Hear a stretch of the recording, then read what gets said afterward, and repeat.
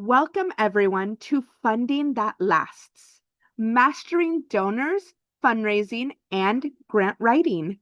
I'm really glad you're here because today we're going to talk about something every nonprofit needs, but that can sometimes feel incredibly difficult to build: financial sustainability. Getting a grant is exciting. Receiving a donation, exciting. Winning a sponsorship, also exciting. But the bigger question is, how do we build funding that lasts? Because sustainable funding isn't about finding one grant that saves the day or one donor who writes a big check. It's about creating a strategy that allows your organization to continue doing the work, even when one funding opportunity ends. Today, we're going to look at fundraising through a bigger lens. We'll talk about how to identify and cultivate donors, how to make digital fundraising easier and more accessible, how to approach grant writing strategically, and how emerging technology, including AI, can help all teams work smarter. But more importantly, we're going to focus on what you can actually take back to your organization. My hope is that you leave today's session with more than just notes. I want you to leave with ideas you can implement, tools you can use, and at least one action you're ready to take. So, whether your team is 2 individuals or 200 individuals, I want you to think about today's session through one question: what would it take for your funding strategy to become more sustainable, not just this year, but for the years ahead? Before we begin today's conversation, we want to take a moment to ground ourselves in the community and the history that surrounds the work we do. At Amity, we incorporate teachings that center the community before we begin our work. Today, we will use the LA County Land Acknowledgement to recognize the price paid by individuals that has resulted in efforts such as the Care First Community Investment. As we talk today about funding, investment, and building sustainable resources for communities, it's important that we recognize the history of the land and the people and communities who have cared for it long before the systems and institutions we know today.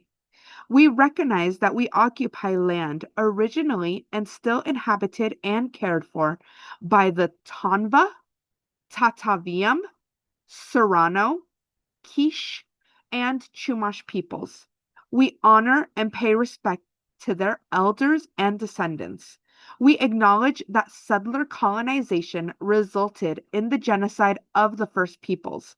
This acknowledgement demonstrates our responsibility and commitment to truth, healing, and reconciliation, and to elevating the stories, culture, and community of the original inhabitants of Los Angeles County. With that grounding, let's begin today's conversation about what it takes to create funding that lasts and ultimately how we can use resources to strengthen the communities we serve.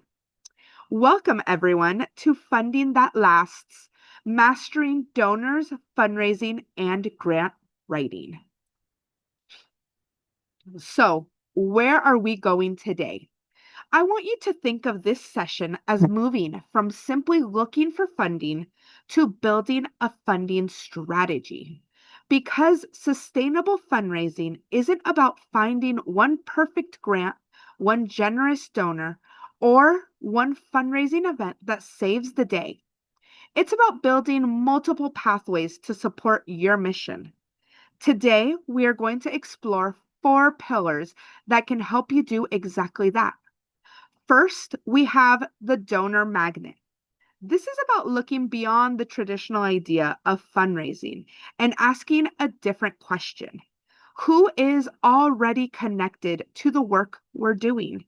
Who lives in our community, believes in our mission, and could become a long-term supporter? We're going to look at how organizations can identify and engage those proximate local supporters and turn community connection into meaningful investments. Second, we're moving into digital fundraising. Your supporters are already online. The question is your fundraising meeting them where they are? We'll explore modern, low friction ways to make it easier for someone to discover your organization, understand your impact, and actually take that next step. Whether that's donating, sharing, signing up, or getting involved. Third, we enter the grant lab. Grant funding can feel overwhelming. There are thousands of opportunities, complicated applications, and limited time. So we're going to approach grants differently, more strategically, and more intentionally. We'll look at how to identify the right opportunities, develop stronger proposals, and position your organization to compete for funding that actually aligns with your work. And finally, we have the AI edge. This is where technology enters the conversation. AI isn't here to replace the people doing the work, it's here to help you work smarter. From research and brainstorming to organizing information and strengthening your fundraising workflows, we're going to explore how these tools can give every team a very real advantage. And that's really the theme of today's session. Funding mastery isn't about doing more. It's about being more strategic with the resources, relationships, technology, and opportunities already available to you. So let's get started. Before we talk about how to raise more money, I want us to take a step back and ask a bigger question. Has fundraising changed? The answer is absolutely yes. The way people discover organizations, decide what they believe in, and choose where to put their money has fundamentally changed. And if fundraising strategies stay the same while everything around evolves, eventually we're going to fall behind. Let's look at that evolution. Phase one was the reactive era. This was fundraising based heavily on relationships and word of mouth. An organization knew the community, knew a few key supporters, maybe received government funding, and waited for the next opportunity to come along. And there was nothing inherently wrong with that approach. In fact, relationships were and still are extremely powerful. The problem was relying on too few pathways to funding. Then came phase two, the digital shift. Social media changed the game. Suddenly, organizations could reach hundreds or thousands of people without needing a traditional gatekeeper. Email marketing became easier, websites became fundraising tools, but many organizations simply added digital tools to old fundraising strategies. We became digital, but not necessarily data driven. We were posting, we were emailing, we were collecting information, but were we actually connecting those pieces? That brings us to phase three, the relational era. And this is where we are now. Today, people don't just want to know what your organization does. They want to know why it matters, and they want to feel connected to the impact. This is where donor centric storytelling becomes so powerful. Instead of saying, here's what we need, we're asking, what does our supporter care about? And how can we invite them into this mission? And we're making it easier for people to engage. A quick donation, a text update, a story on social media, a volunteer opportunity, a personal thank you. The relationship isn't built through one giant fundraising campaign. It's built through constant, meaningful, low friction touch points. And then we have phase four, the intelligent future. We're moving toward a world where technology can help identify potential funding opportunities, match organizations with relevant grants, analyze donor behavior, and personalize communication at a scale that used to require an entire development department. But here's the important part. Technology may change how we fundraise, but it doesn't change why people give. People still give because they believe in something. They see themselves in a story. They trust an organization. They believe their contribution can make a difference. So the future isn't about choosing between technology and relationships. It's about using technology to build better relationships. And that's the shift I want you to keep in mind throughout this session. Fundraising is no longer simply about asking for money. It's about building an ecosystem of trust, connection, data, and opportunity. When we hear the word donor, we often picture one person writing a big check. But what if we're thinking about donors too narrowly? Your next major supporter may not be someone you've met yet. They may already be connected to your community, your issue, your neighborhood, or even your story. That's why I want us to think about fundraising as an ecosystem. There isn't one type of donor. There are multiple circles of people and organizations that can become invested in your mission. The first circle is local corporate partners. Look around your community. What businesses are operating in the neighborhoods you serve? What companies have corporate social responsibility goals, employee giving programs, community investment budgets, or a desire to demonstrate local impacts? The opportunity here isn't simply to ask a business for money, it's to identify where your mission intersects with their values. The second circle is high net worth individuals. These are often community leaders, entrepreneurs, professionals, or philanthropists who have a personal connection to the issues you're addressing. And here's something important. Wealth alone doesn't make someone a prospect. Alignment does. The question isn't who has money. It's who has both the capacity and the passion to invest in this particular problem. The third circle is professional foundations. Private, family, and community foundations can be powerful partners, especially when their funding priorities align with grassroots work. But this requires research. Don't chase every foundation you can find. Look for the intersection between what they fund, where they fund, who they fund, and what your organization actually does. And finally, we have perhaps the most underestimated group, the community ground. Not every supporter is going to give you $10,000. But what happens when 100 people give $25 every month? Or 500 people give $10. Small dollar recurring donors can create something incredibly valuable, predictability. They're not just making a donation, they're becoming part of your organization's financial foundation. And that changes the fundraising conversation. Instead of constantly asking, where can we find our next donor?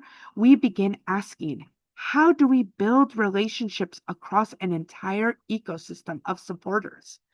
Because sustainability, fundraising isn't about finding one person who can save your organization. It's about building a community of people, businesses, foundations, and supporters who each have a reason to believe in and invest in your mission. Your next major supporter could be a corporation, it could be a foundation, it could be a local leader, or it could be someone currently giving you $10 a month.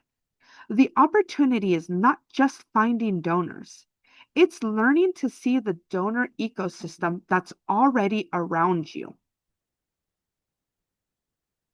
Here's a fundraising mistake we see all the time. We celebrate when someone gives, and then we move on to finding the next person. But what if the real goal of fundraising isn't simply to get a donation? What if the goal is to build a relationship that gets stronger after the donation? That's the idea behind the engagement loop. Think about it as a journey. A person doesn't go from stranger to lifelong champion in one conversation. It happens through a series of intentional experiences that build trust. Step one is strategic identification. Before we reach out, we need to understand who we're talking to. Why do they care about missions, about organizations? Have they supported similar organizations? Do their interests align with our mission, your mission? What connection might they already have to the issue? The goal isn't to find someone with money. It's to find someone with alignments. Step two is personal cultivation. This is where we stop thinking transactionally and start thinking relationally. Instead of immediately asking for a donation, we give people a reason to become interested in the work.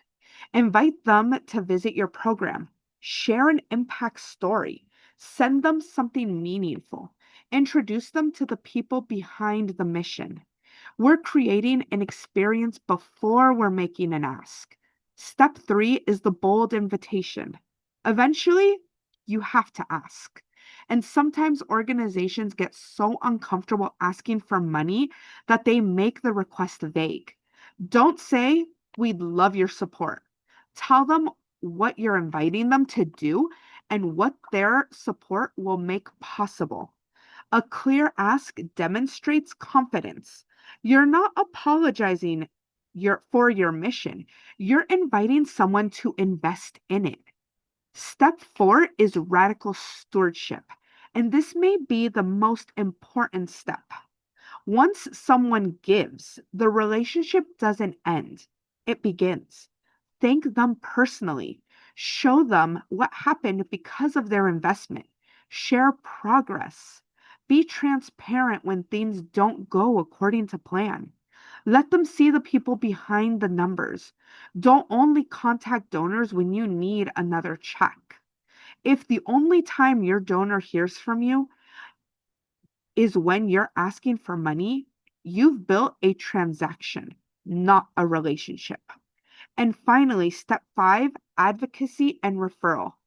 This is where something powerful happens. Your donor stops being simply someone who gives and becomes someone who brings other people into the mission. They tell a friend, they introduce you to a business leader, they share your campaign, they invite someone to your events. Now your fundraising begins to multiply. And that's why I call this a loop. Identify, cultivate, invite, steward, activate. Then you do it again. Because the ultimate goal isn't to create more donors, it's to create champions, people who don't just give to your organization, but believe in it enough to bring others with them. Let's be honest, people are willing to support a cause, but they're not always willing to work for it. Think about your own behavior online. If you see something you want and the checkout process takes forever, ask yourself, asks you to create an account, find your wallet, reset a password, enter your information 3 different times, what's going to happen? You probably are going to leave. Your donors are no different. That's where the 3-click rule comes in. The easier you make it to give, the less opportunity you create for someone to change their mind. Today, digital fundraising isn't just about having a donation button on your website. It's about creating a seamless experience from the moment someone feels inspired to the moment they actually give. And that's why choosing the right platform matters. For organizations looking to minimize processing costs, platforms like Zephy position themselves around free transaction processing. For campaigns that need flexibility, GiveButter brings together things like campaigns, events, payment integrations, and donor management features. If your strategy is focused heavily on reoccurring monthly giving, Donor Box is designed around donation forms that can be embedded directly into your website. For organizations raising money for tangible projects, global giving can help connect specific projects with a broader network of supporters. And for larger organizations looking for a sophisticated fundraising infrastructure, Classy offers tools designed around larger scale campaigns, reporting, and peer to peer fundraising. But here's the bigger lesson: don't choose a platform because everyone else is using it. Choose the platform based on how your supporters actually give. Are they giving from their phones? Do they prefer Venmo or PayPal? Are reoccurring donations important? Are you running peer to peer campaigns? Do you need sophisticated donor data? The technology should fit the donor, not force the donor to fit the technology. And there's another piece we can't ignore: mobile wallets. Every additional step creates another opportunity for someone to abandon the donation. Making digital payment options faster and easier can significantly reduce that friction. So, when you're evaluating your digital fundraising strategy, don't just ask, does this platform accept donations? Ask a better question: how easy can I make it for someone who believes in my mission to say yes? Because in next generation fundraising, the goal isn't simply to get people to your donation page. The goal is to get them from "I care" to "I gave" with as little friction as possible. When we talk about finding donors, what's the first thing that comes to mind? For a lot of organizations, it's Google.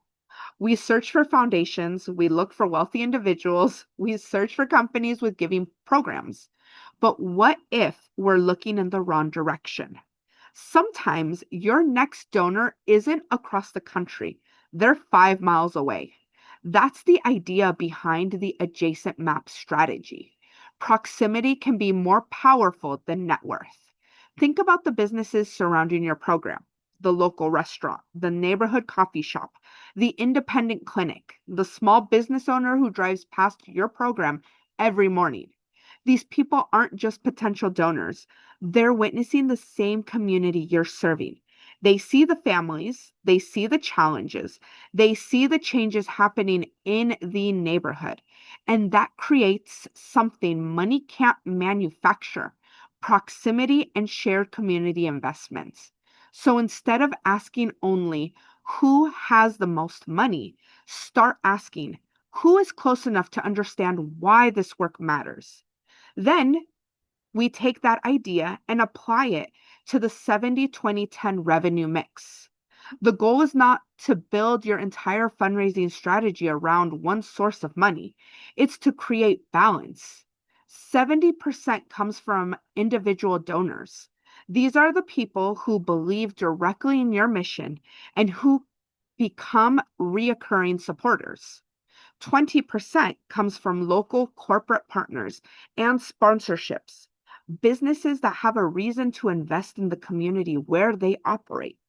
And 10% comes from signature community focused events. Not events simply because your organization has always held one, but events that create visibility, engagement, and an opportunity for people to become supporters. Now, I don't want you to look at 70-20-10 as a frigid formula. Think of it as a strategic framework. The bigger message is diversification. If one funder disappears tomorrow, does your organization have a financial ecosystem that can absorb the loss? That's the question. Because sustainable fundraising isn't always about finding the biggest donor. Sometimes it's about building the strongest neighborhood of supporters. So before you begin opening Google and start searching for your next donor, look around you. Your next supporter may already be closer than you think. Before you write the first sentence of a grant proposal, there is something even more important you have to do. Make sure that your organization is ready. One of the biggest mistakes organizations make is jumping straight into writing because a funding opportunity looks exciting. But a strong proposal is not built in the moment. It is built on preparation, clarity, and having the right foundation in place. Think of grant readiness like preparing for a journey.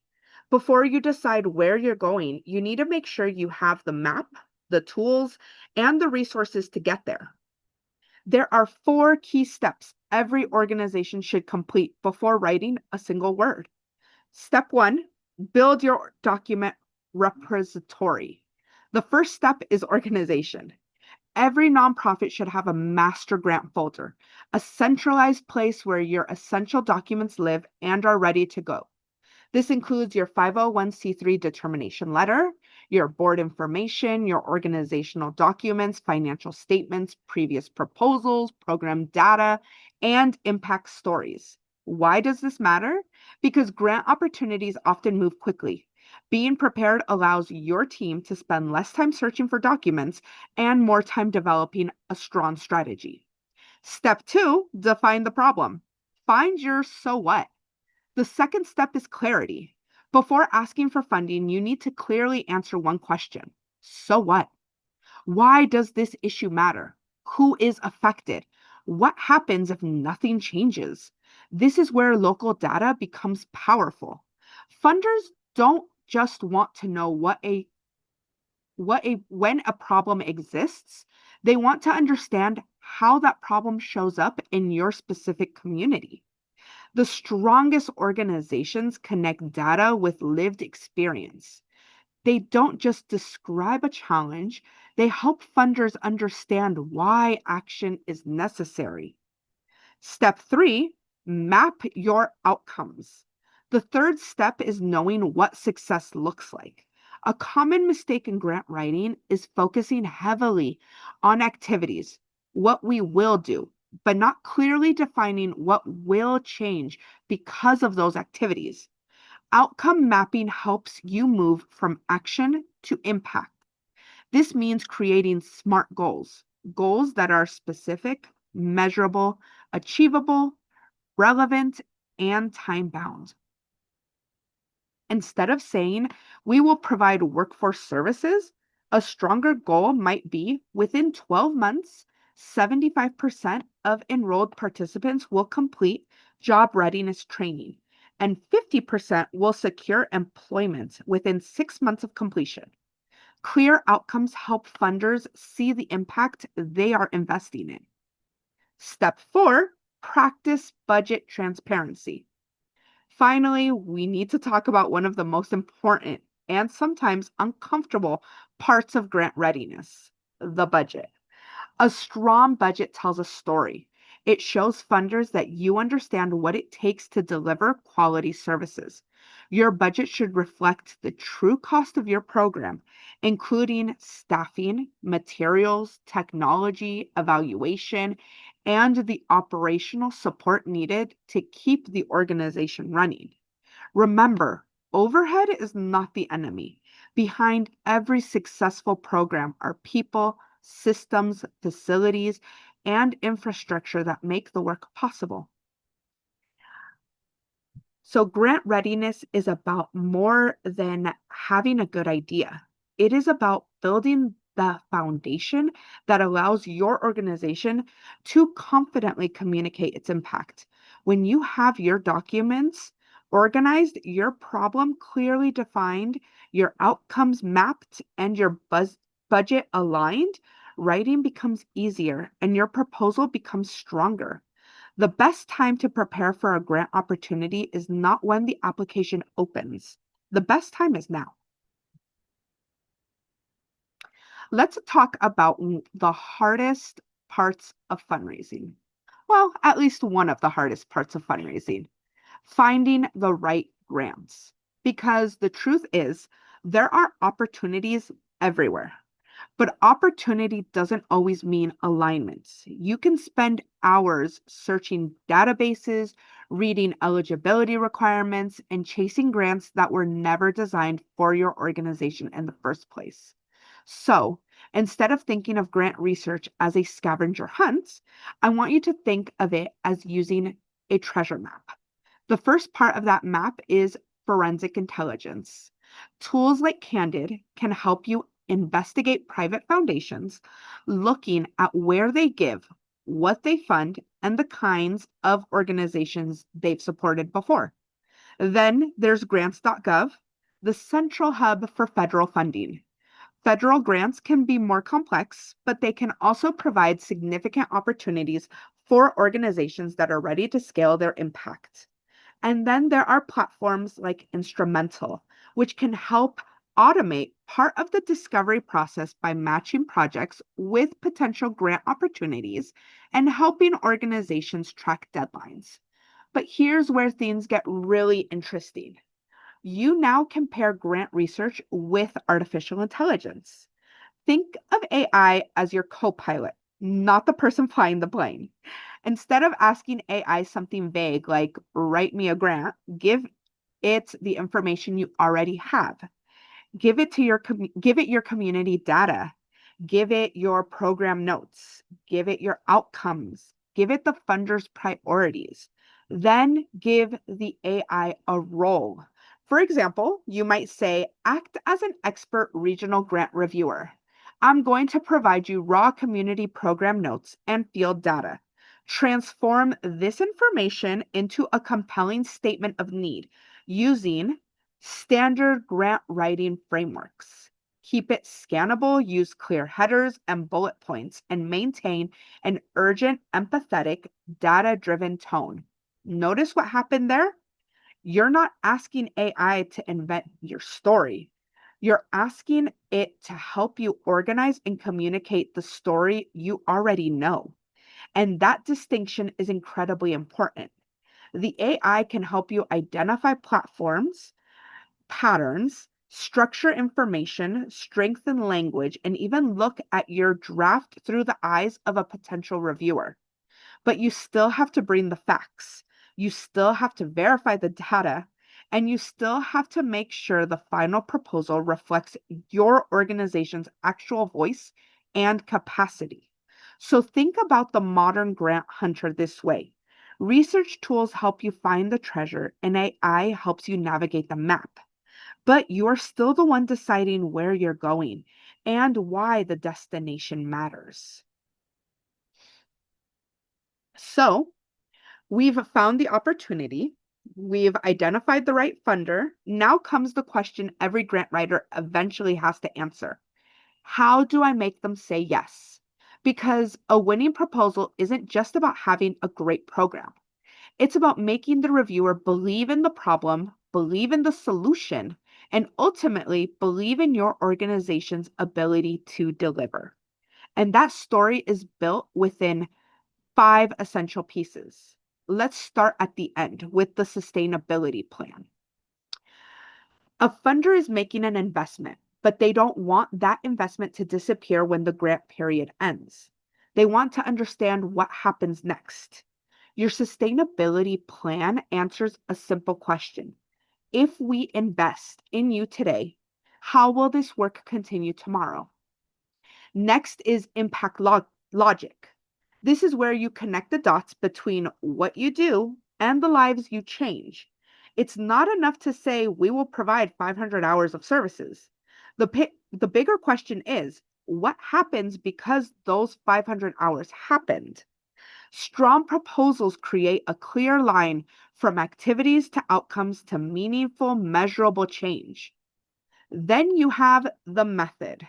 This is where you prove that the vision isn't just an idea. You show the reviewer how the program actually works. Who does what?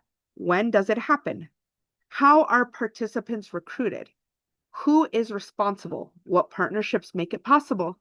Specifically, creates confidence. When a reviewer can visualize your program operating, they can start to believe you can actually execute it. Then you get the evidence base. This is your proof. You are essentially saying, we're not asking you to take our word for it. Here's what the data tells us. Here's what our community is telling us. Here's the gap, and here's why it matters. Use your data, use your research, use your community voices, use your own program data when you have it. And finally, you have the hook. This is where you earn their attention. Imagine a reviewer has dozens of proposals sitting in front of them. Your executive summary is your opportunity to make them stop and think, this is important. You want heart and data working together. Give them the human story, but give them the evidence that proves the story represents a larger community need. And here's the beautiful part. These five pieces aren't separate. The hook makes them care. The evidence makes them believe the problem is real. The method makes them trust your approach. The impact logic shows them what will change. And sustainability shows them that their investment can last. That's the anatomy of a winning proposal. Because ultimately, you're not just writing to answer questions on an application. You're building a case for someone to believe that your organization, your solution, and your community are worth investing in. Now, let's talk about something that's changing the way we work. Not 5 years from now, but right now, AI. Because let's be honest, grant writing can be exhausting. You have an incredible program, incredible results, and incredible stories, and still find yourself staring at a blank screen trying to figure out how to turn all of that into a compelling proposal. And again, this is where AI can become incredibly useful. But again, I want to stress that AI should only be your co-pilot and not the writer of your work. The traditional approach is to write, rewrite, second guess yourself, and spend hours trying to make sure your proposal is clear and aligned with funder requirements. And AI can help you streamline that process. So it can identify gaps. Ask it to check whether you've actually answered the RFP question. Ask it to flag repetitive language, unclear sections, missing information, or places where your argument could be stronger. So again, use it in order to give it a job. For example, I'm going to reiterate, act as a grant reviewer. Review my response against the following RFP criteria. Identify anything I haven't addressed, any claims that need more evidence, any areas that are unclear. It should not be rewriting your responses though. That's completely different use of AI. So you don't want to ever hand over your voice. You just want to use it as another set of eyes. Again, don't ask AI to write things for you. Use it as your co-pilot to proofread, challenge, and strengthen what you've already written. Because your organization's story should come from your organization. AI can help make sure that your story is clear, compelling, and ready to be heard. So we have talked about strategy, we've talked about donors, grants, digital fundraising, AI. But strategy only matters if it actually makes it into your day-to-day operations. And here's where fundraising gets real. Because sustainable fundraising isn't something you do only when the bank account gets uncomfortable. It has to become part of how your organization operates every week. Let's look at 4 simple ways to make that happen. First, the 10% rule. Imagine if every week your team protected just 10% of their time for business development, regardless of whether you desperately need money right now. That could mean researching funders, cultivating a donor, making a corporate introduction, updating your grant calendar, or following up with a potential partner. The goal is consistency. because fundraising becomes much harder when you only start doing it after the money is already running out. Second, board activation. Your board shouldn't just be reviewing financial reports and attending meetings. They can be one of your organization's greatest fundraising networks. But here's the catch. Please help us fundraise isn't a strategy. Give board members something specific to do. Give them a conversation starter. Give them a short organizational story. Give them 3 people or organizations to introduce you to. Turn your board from passive advisors into active ambassadors. Third, the story vault. Here's one of the simplest things you can start doing tomorrow. Stop letting your best stories disappear. Every week, your organization is generating potential proposal content. A participant reaches a milestone. A staff member captures an incredible quote. Your program hits a new metric. Someone takes a powerful photo. Save it. Create a shared story vault where your team continuously collects these moments with appropriate permissions and privacy protections. Then, when a grant opportunity comes along, you're not starting from zero. You're pulling from a library of real evidence and real impact. And finally, multi-channel appeals. One of the biggest risks in fundraising is dependence. If one grant disappears, what happens? If one corporate sponsor leaves, what happens? If individual giving slows down, what happens? A healthy funding strategy creates multiple pathways: grants, individual donors, corporate partners, sponsorships, events, other earned or contributed revenue streams that make sense for your organization.